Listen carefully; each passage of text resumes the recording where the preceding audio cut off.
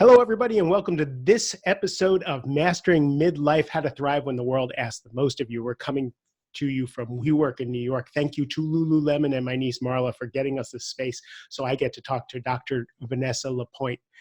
She is a parenting expert, an author, a speaker, an educator. She wrote the book Discipline Without Damage. I just love that title. And Parenting Right from the Start. Where I came across Vanessa is on a short video discussing the ins and outs of parenting teenagers. And I was completely enamored. I'm going to put that in the show notes. It's the best 4 minutes I've ever heard on parenting a teenager in my entire life. Vanessa, thank you so much for being here. It is my pleasure. Thank you for having me. And you're halfway across the world, aren't you? You're in Australia. No, I'm in Vancouver, Canada right now, but I'm headed to Australia in about 3 or 4 weeks here. So what I love about Zoom and I love about this kind of technology is that I can be in New York away from my studio. You can be wherever you are, and we get to have this conversation. It's wild. Isn't it amazing? So let's start with just the premise. Why do you do what you do?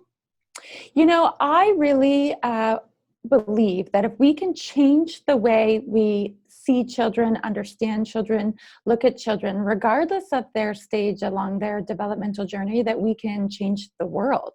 And when we really come alongside them, we really understand them, we really hear them, we really see them, they feel that as love. And if we can shift the way that we be, rather than worrying about everything we're meant to be doing, but the way that we be to a love-based kind of reality, I mean, as I said, we could change the world. Yeah, I think one of your premises is that you teach people to see the world through the children's eyes. Mm-hmm. And I think that that's a brilliant way of being able to get into somebody else's world. That's how a relationship is created. Right. So let's talk about specifically for my demographic. Generally, they have kids that are a little older than the youngins, so they have teenagers. And we were speaking before this conversation about someone I was coaching whose teenage son went at him and pressed his buttons and just knew exactly which buttons to press. And the guy went off, right? And I sent him your video immediately after the coaching session to show him, that this is normal, right? Talk about teenagers and the pitfalls of parenting teenagers. Yeah. Well, we can kind of come at that from 2 places. So the first is to know that along the process of development, there's this thing called individuation happening, where kids are increasingly over the years stepping fully into becoming themselves. And when they arrive in adolescence, it's like they have one hand reaching forward into the splendor of adulthood, and another hand kind of in a yearning, almost angsty way, reaching back to childhood, not sure that they really want to go there. And so you'll really, as a parent, begin to feel this push and pull kind of place. And when we look at kids who are teenagers, I have a 15-year-old son at home. He's 230 pounds. He wears men's size 15 shoes. He's like an adult. You look at him, he looks like a young man. And so we can see this external facade of these young adults. And we begin to mistakenly, by downward extension, take the expectations that we have of adults and apply them to our teens. And realistically speaking, our teens are in a prolific and profound period of development. By definition, they still have brains that are immature, and they're meant to be immature. The human brain doesn't fully develop until mid to late 20s, and we know that brain develops best in the context of relationship. And so it really is upon us as parents to never retire too soon. Your teenagers look like young adults, but they really still need you. So that's the first thing.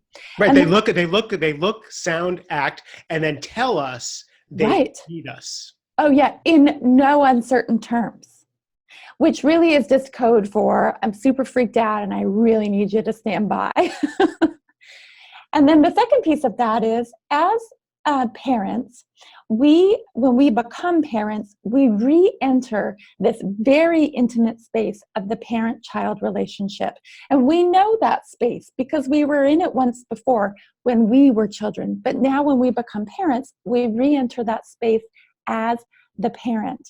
And when things get difficult and we get overwhelmed and we get frustrated and we got stuff going on, we get our wire tripped or we get triggered. And it actually launches us in a regressed kind of way backwards into the stuff that we brought forward with us from our childhood. And so I hear all the time, well, my kid was pushing my buttons and he knows exactly how to get me. And my response always is, your child can never make you feel anything. You feel those things because you are carrying within you a program. And that program is what needs to be addressed. And so you might be able to give me a list a mile long, all the evidence of why it's on your kid, that they really need to, figure their stuff out and that's not cool and whatever else. And I will always turn it back to you and say, okay, and your child is giving you a gift. In the darkness of all of this, you are meant to mine the gold of it. And that is the gift that our children bring us. It is the ultimate gift of parenting. I want everybody to rewind that and listen to it again and listen to it again and listen to it again. Whatever you say somebody's doing to you, there's gold in them their hills. Nobody can do anything to you that isn't already there for you to do your work on. Yes, that's whether right. It's your teenagers or not, right? Anyone or anything, that nothing happens to us, everything happens for us. So we're just too close to our teenagers for us to be able to see it. So we go, and what I hear all the time is, my parents did it this way and my parents, and we never got that. I'm like, so how effective was that? Wait a second, you're going into this automatic program of my parents parented me this way. And you're like, oh no, I actually don't want to do it that way. Great. How do you be with your kids? I love what you have a mantra, and I can't bring it to mind.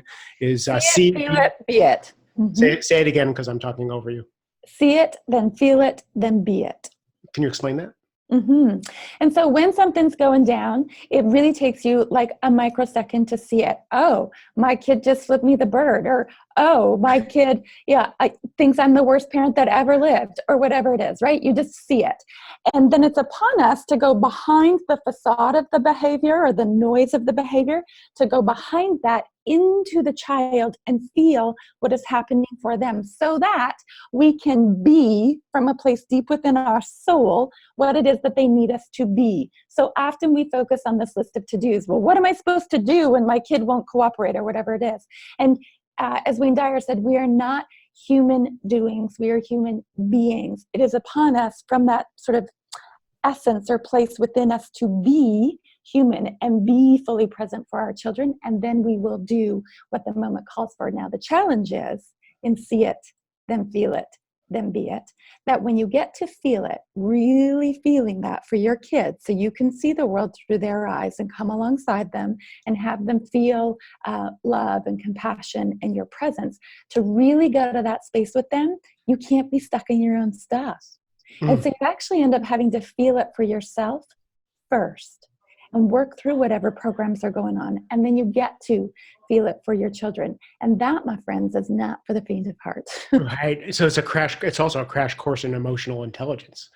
Absolutely. Right. So you talk about the teenage brain, and you talk about how things are 0 to 100, black and white, and they're really big. Can you talk about that a little bit here?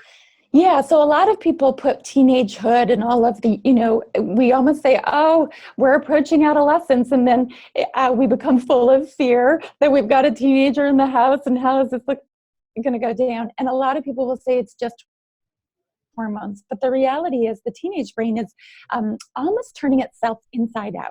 And so there's a few basic principles at play. And one of those things is that the reward centers of the brain become highly activated, which means that if it's good for a teenager, it's really good.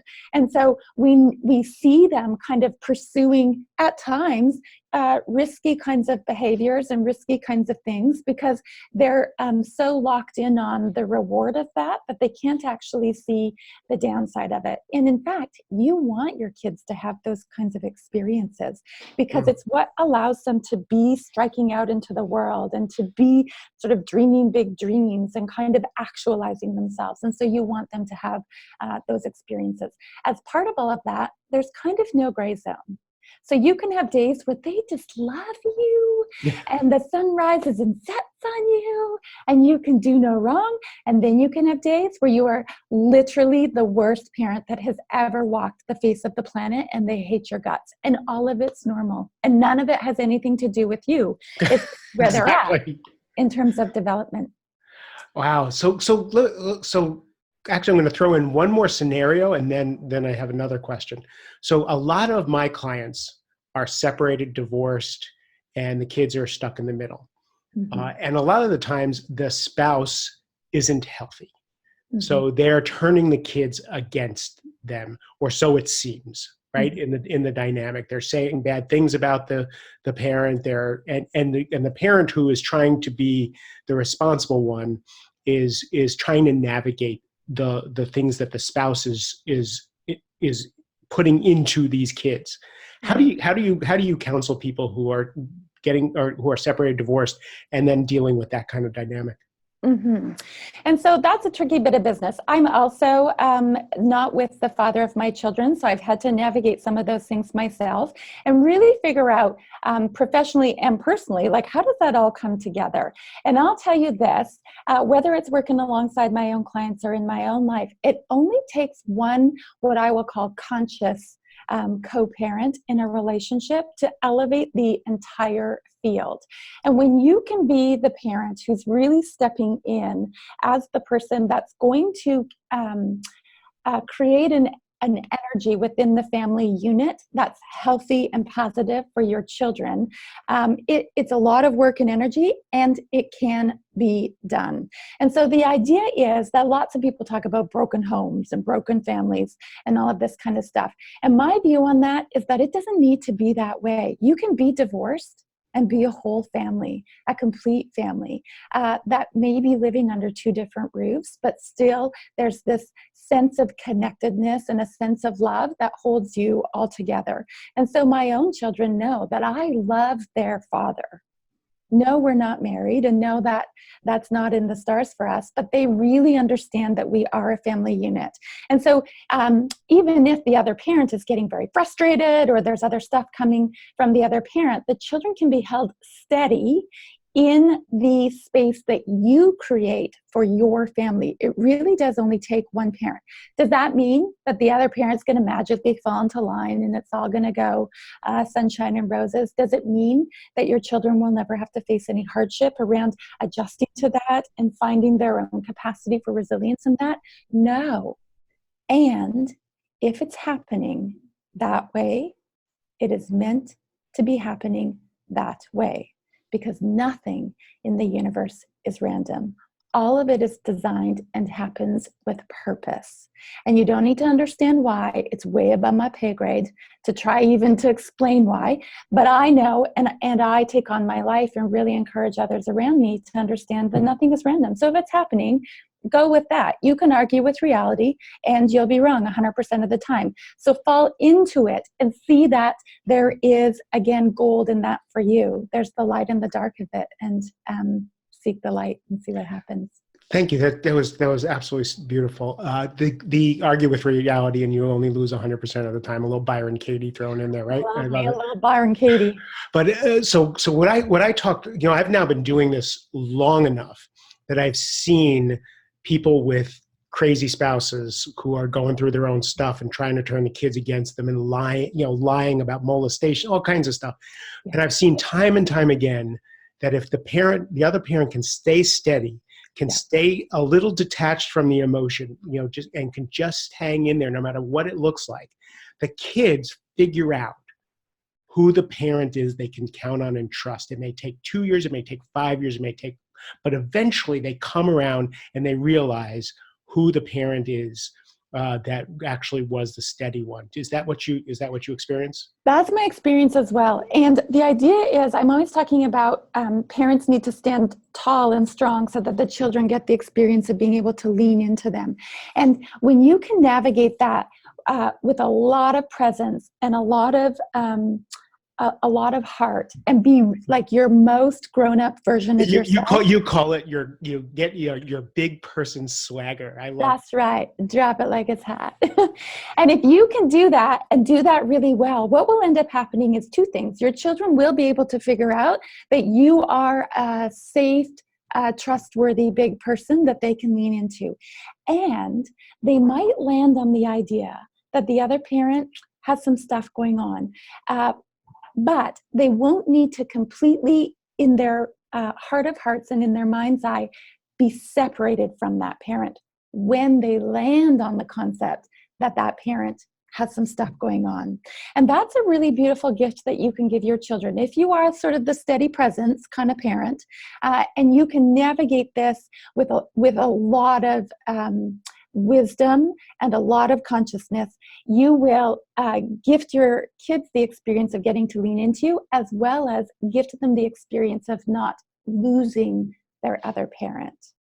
Wow. And what a gift that is. That is absolutely I had a narcissistic mother, and the gift of not having to sever the relationship, but not be taken in by the relationship. Right. A lot of people, and for a lot of years it was either or. I didn't speak to my parents for 5 years, right, in order to find my own equilibrium, right. And then once I could be in relationship and I could detach from that, that's a gift. So that's what you're saying is that you're giving your kids a gift by being the steady person because if you're not, then they're going to have to divorce themselves in order to find their way. That's right. And with that comes challenge and grief and more things that we then must heal from. And so if we can navigate all of this in a way that our kids don't have to recover from their childhoods, essentially, that they don't have to face those big separations and big gulfs in relationship, then we set them on a course where they're going to be able to actualize into their biggest, fullest selves without quite such a struggle. My own teacher and mentor often says, if you heal with your parents, you heal your whole life, because that's how central and prime the parent-child relationship is. Wow.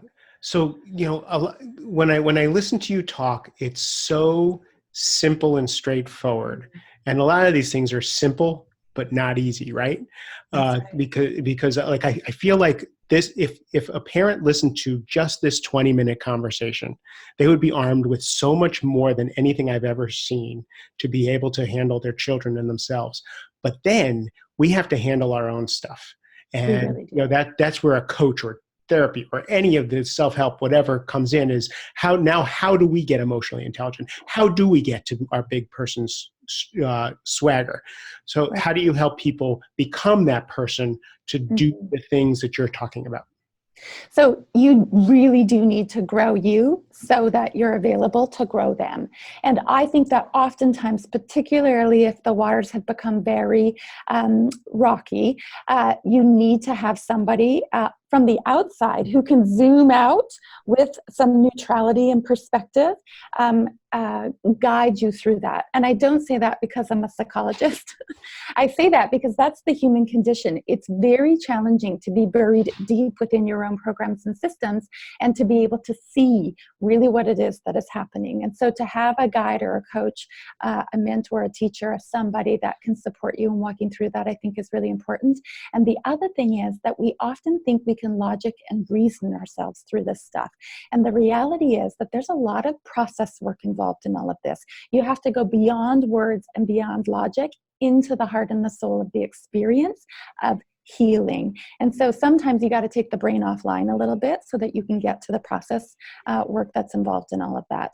And if you can do that, again, it's not for the faint of heart, but you can make magic happen. You can make miracles happen when you really go deep and do your work. You can heal your whole family system without any of them ever having seen a therapist or coach themselves if you do your work. And boy, I can't even that just closes this conversation. I want to talk to you for hours and hours and hours. But you just really put a nice wrapping on the whole thing. The secret to being a great parent is parenting ourselves, doing our own work. Beautiful. Pen and paper, You want to be a good parent? Get a journal and spend some time in the morning before everybody wakes up and journal about your own stuff. Then That's you'll right. know how to be present and be there for your kids. My ex-wife, who is just an exquisite mom, and she's actually going to come on the program, and we're going to do a program, a raw program about how we parented and how we divorced and what we went through in order to be able to be there for our kids. But she said, the directions for raising your kids are written on their butts. And, I listened to that. And the only way to read those instructions, I believe, is to be present. Yeah. Without my own stuff, right? To be able to read those instructions. That's right. What would you like to leave everybody with? So final words would be that you cannot know up without down, and you cannot know here without there, and you cannot know the light without the dark, which is a little bit of Neil Donald Walsh in The Little Soul in the Sun. And he closes off that really beautiful story. If you haven't read it, you must go and read it. This really beautiful story with God, the universe, whatever you want to speak of. He's the Conversations with God guy. You got it, yeah. Saying to the little soul, always remember, I send you nothing but angels. And so those teenagers that be making you cry, they're angels. They've come into your life on purpose as a gift. Embrace that and see where you go. So thank you for mixing in absolute practical, real world, just grit with the spiritual and the untouchable. So I appreciate what you do. I appreciate everything that I see online for you. I am going to put links for people to find you. Where can people find you now? drvanessalapointe.com, and that'll lead you into all my channels and everything that I do. Really, if you are a parent, if you're a human being, I spent so much time on your channels before this to get to know you that my kids are out of the house now, and I couldn't stop listening to what you had to say. And I really appreciate you being here and being on the show. Thank you. Thank you. Everybody, I'm shining it right back. To everybody else, thank you for spending time with us. I love you and have a great rest of the day.